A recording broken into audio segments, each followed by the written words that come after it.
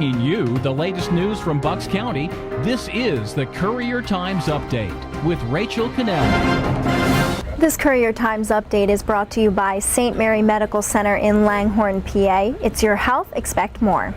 Good afternoon, everyone. I'm Rachel Cannelli reporting from the Courier-Times newsroom with your news update on this Thursday, May 23rd. A 21-year-old man and a teenager are facing charges after allegedly drag racing at more than 150 miles per hour and colliding on Route 611 in Doylestown in March. Police say the crash happened less than a mile from where a 9-year-old girl was killed in November by a man driving more than 140 miles an hour. Jeffrey Bender of Bedminster is charged with 7 counts of recklessly endangering another person, and the unidentified juvenile faces felony counts of aggravated assault and reckless endangerment in juvenile court. Police say both vehicles had been modified with nitrous oxide and fuel injectors to make them go faster. Reporter Matt Coughlin has more details on this story at buckscountycouriertimes.com. A Trenton man is headed to trial for allegedly robbing $3,500 from a TD Bank in Falls, and police say he's also wanted for an attempted bank robbery in Morrisville. Michael Risatillo is accused of threatening to shoot the teller at the TD Bank in Falls in March if she didn't give him all of the $50 and $100 bills in her cash drawer. Morrisville police have also filed an arrest warrant for Risatillo in connection with an attempted bank robbery at a Bank of America in April. In that incident, a man also demanded $50 and $100 bills, but fled empty-handed when the manager hit the alarm. Reporter Joe Chevalier has the full story on our website. And a Chamonix High School teacher claims there is a growing internal movement within the teachers union calling for a revote after union members rejected the school board's most recent offer. Hundreds of teachers reportedly weren't able to attend that meeting or vote because of pre-planned school activities. Not just myself, but hundreds of teachers voted to approve this contract. As you know, through the paper, through the press, many people were missing, and there's an internal movement within the school district to allow those people to vote or to at least have a revote. At the meeting on Thursday, many of us felt misled and confused by the facts that were put up by our union leadership. It's not dozens of us. It's not scores of us. It's hundreds of us that want to bring respect back to our district, that love our jobs, love our students, and love our community, and want to make Neshaminy comparable to Council Rock and other schools like it. Teachers would have to vote again by the end of this month if they want to accept the board's complete offer. Otherwise, the board will take salary increases for this year off the table. Reporter Christian Menno has more info on this story online.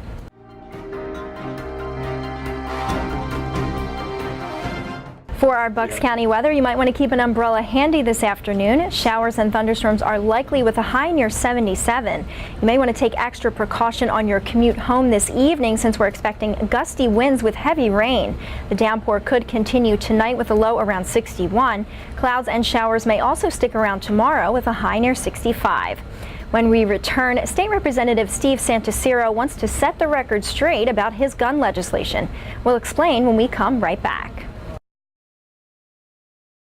State Representative Steve Santasiro met with the Courier-Times editorial board yesterday afternoon to talk about gun legislation. He believes confusion is preventing gun advocates from supporting his bill, which he calls reasonable. We caught up with the Newtown Democrat after the board meeting. Steve, thanks so much for giving us some of your time. Sure, thank you for having me, Rachel. So you have a bill in the House. Yes. It's in committee. Give us an update. Yeah, so it's House Bill 1010, and what that bill would do essentially is close the remaining loophole in Pennsylvania law when it comes to background checks for gun purchases. And essentially the loophole that exists right now says that if you buy a so-called long gun, a rifle or a shotgun, and you do that in a private transaction, there's no background check. So my bill takes that exception out so that if you were to buy a long gun from a friend or someone else, you'd have to do it in front of either a licensed dealer or your county sheriff, and there'd be a background check done as a result of that. There's been a lot of talk about banning assault weapons, and you're working on another bill that would address that, but in more of a compromising way. Tell us about that. Right. So what we're looking at is not so much a ban as an optional buyback program, so that every year there'd be a certain amount of funding that would be available for people to sell their assault weapons back on a first-come, first-served basis. And if you choose to do that, fine. And if you don't, then we're looking at certain requirements that you'd have to meet if you decide to hold on to the weapon.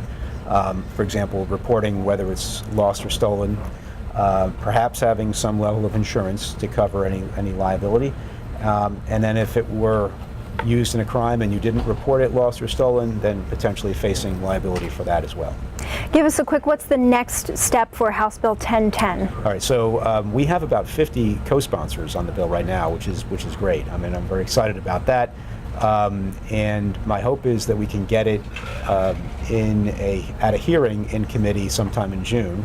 If that happens, then possibly we could have a vote in committee in the fall, and then if it got out of committee, potentially bring it to the floor for a vote. Okay, well, we'll definitely be updating people on that, and thanks again for your time. Appreciate it. Our political reporter Gary Wexelblatt sat in on the editorial board meeting with Santasiro and has more details in a story at buckscountycouriertimes.com. A local company is sending quilts to victims of the tornado disaster in Oklahoma. Quilts for Kids on Lincoln Highway in Fairless Hills is collecting quilts made by volunteers to ship to the area where people suffered devastating losses. The company normally sends quilts to local and national children's hospitals for sick kids. We take quilts and we wrap them around the children and we say, do you want to be a superhero today? We have a magical quilt for you. We felt that it was really important to serve the community of children in Oklahoma. And if anybody out there wants to make quilts for the children, that's really what we need. We just need our community to step forward and help us help others. Reporter Joan Hellier and photographer Chloe Elmer have that full story with video on our website. In high school sports, the Council Rock North baseball team kept its recent momentum rolling with an upset over second seed Unionville on Wednesday. The 10-5 victory propelled the Indians to a single win away from qualifying for states. Today, even from the minute we got on the bus to pregame to like the first inning, we had like a lot of energy. Even pregame, it's like we were already winning because we were loud. I was in the dugout getting ready to warm him up, but it was exciting just like watching him warm up. Especially scoring first and scoring early allowed me to be comfortable on the mound and just do my thing. He was a great catcher behind the plate. The 7th seed Indians will play at number 3 seed Methacton on Friday in the district quarterfinals. Reporter Dan King has a complete recap from Wednesday's game online.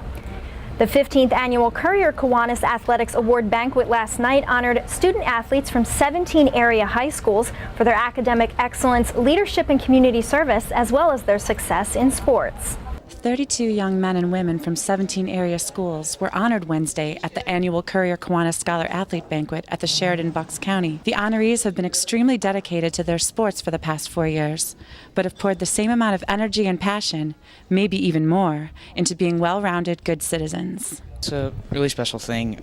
You know, smaller schools like Bristol, Marsville, we don't really get a lot of the recognition that the bigger schools in the county get, so opportunity like this, it gives us a chance to really show off what we did in our high school careers. Sports taught me the time management, where I have practices, games every day, sometimes twice a day practices, and it taught me to put things in order, like here's homework time, here's practice time, and to balance my friends into that.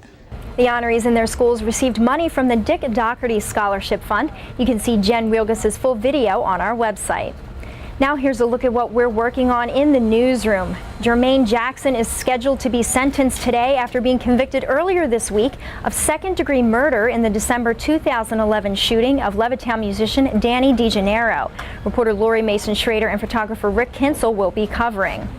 Bucks County is spending more for Meals on Wheels programs as the number of those in need increases. Reporter Jim McGinnis will tell you more. And finally, Neshaminy will hold a commitment ceremony for seniors heading into military service.